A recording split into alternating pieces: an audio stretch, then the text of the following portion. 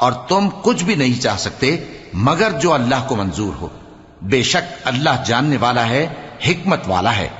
वो जिसको चाहता है अपनी रहमत में दाखिल कर लेता है और जालिमों के लिए उसने दुख देने वाला अजाब तैयार कर रखा है।